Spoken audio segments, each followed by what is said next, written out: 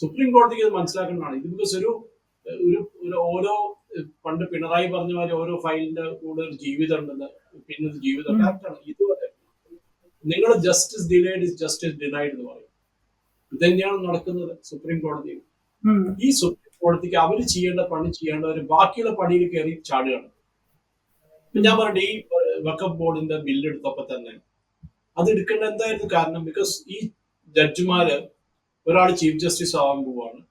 ഇതൊരു മാക്സിമം എടുക്കുകയാണെങ്കിൽ സ്റ്റേ കൊടുക്കാനേ പാടില്ല. ബിക്കോസ് പാർലമെന്റ് പാസ് ചെയ്ത നിയമം യൂഷ്വലി സ്റ്റേ ചെയ്യാറില്ല.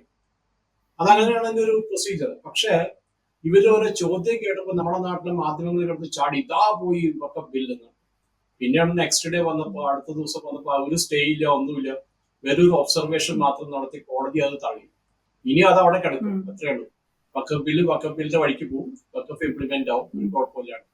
കൂടുതൽ വാർത്തകളും വിശേഷങ്ങളും നിങ്ങളിലേക്ക് എത്താൻ ABC മലയാളം സബ്സ്ക്രൈബ് ചെയ്യുക, ബെൽബട്ടനും അമർത്തുക.